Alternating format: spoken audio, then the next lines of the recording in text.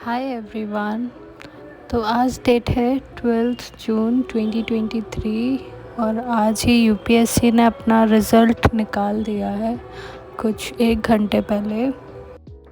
तो जैसे ही मुझे पता चला कि रिज़ल्ट आउट हो गया है, मैं बस तुरंत जा कर के गूगल पर सर्च करने लगी कि रिज़ल्ट यूपीएससी प्रीलिम्स 2023। एंड आगे बोलने से पहले तो मैं ये बोलूँगी, जिन बच्चों का नहीं हुआ है तो कोई बात नहीं। इस बार का जो पेपर था वो ये कहीं भी डिसाइड नहीं कर सकता कि आपकी प्रिपरेशन अच्छी थी, गलत थी, या मतलब आपने मेहनत नहीं की। बट ये वाला जो पेपर था उसका पैटर्न बिल्कुल ही डिफरेंट था पहले के पेपर के हिसाब से, क्योंकि नॉर्मली हमारे पास जो प्रीवियस ईयर क्वेश्चन होते हैं हम उसी पे बेस्ड अपनी प्रैक्टिस करते हैं।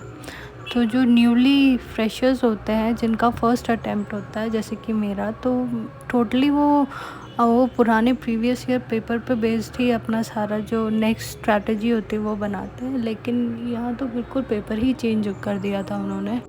तो जिन बच्चों का नहीं हुआ है तो बेसिकली उनका यही है कि उनको अपनी प्रिपरेशन दोबारा से स्टार्ट कर देनी चाहिए प्रीलिम्स 2024 के लिए, बिकॉज़ कंपटीशन बहुत ज़्यादा है और मेहनत बहुत ज़्यादा लगेगी इस बार, क्योंकि पैटर्न जो चेंज हुआ है उस पे बेस तो ये लगता है कि आपको सारा करंट अफेयर पूरा याद होना चाहिए और सारा स्टैटिक्स याद होना चाहिए, सब कुछ याद होना चाहिए, तब जाके आप प्रीलिम क्वालिफाई कर पाओगे।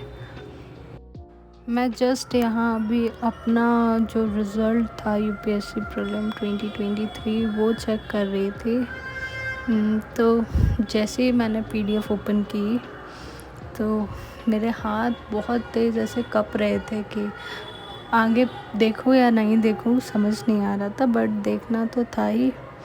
तो फर्स्ट मैंने नेम्स वाइज जो लिस्ट थी वो चेक की, पहले ऊपर से लेके नीचे तक। टोटल 524 पेजेस थे, तो मैंने वो पूरे चेक किए, उसमें कहीं नाम नहीं दिखा। तो then I switch to roll number wise जो लिस्ट थी उसमें मैंने सर्च किया, उसमें देखा एंड नहीं दिखा मुझे।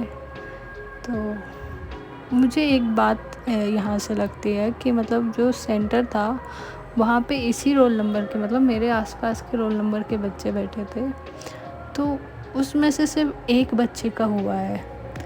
मतलब पूरे सेंटर में अराउंड कितने बच्चे आए होंगे, उनमें से सिर्फ एक बच्चे का हुआ है। यानी आप समझ रहे हो कंपटीशन कितना है। हर जगह का यही हाल है, हर जगह पे आप जिस भी सेंटर पे होगे ना वहाँ से सिर्फ एक ही बच्चा सेलेक्ट हुआ होगा। तो आपको उस पूरी भीड़ से निकल के वो एक बच्चा बनना है जो वो सिलेक्शन पाता है, तो आपको उसके लिए उतनी ही मेहनत करनी पड़ेगी, है ना। तो उन बहुत सारे बच्चों में मैं भी एक हूँ जिनका पेपर नहीं हुआ है। ये मेरा फर्स्ट अटेम्प्ट था और नेक्स्ट अटेम्प्ट की तैयारी मैं अभी से शुरू कर दूँगी।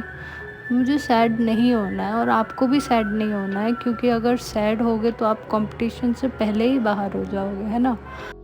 और मैं इसलिए भी सैड नहीं हूँ उतना, क्योंकि मैंने इस बार अपना 100% दिया ही नहीं था, बिकॉज़ लास्ट कुछ महीनों से मेरी प्रिपरेशन बिल्कुल रुक सी गई थी। तो बस प्रीलिम्स के कुछ 1 महीने के आसपास पहले से ही मैंने पढ़ाई शुरू की थी।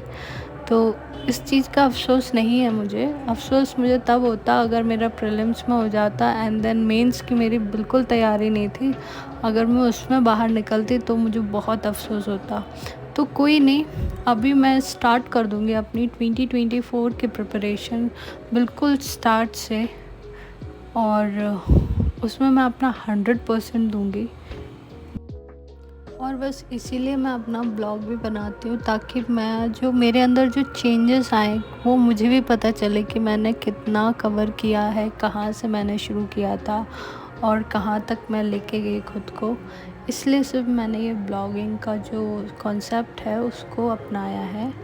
एंड मैं सिर्फ वीडियो बनाती हूँ, एडिट कोई और करता है, इसलिए ज़्यादा टाइम वेस्ट नहीं होता है मेरी वीडियो में। So that's all about my UPSC prelim result 2023.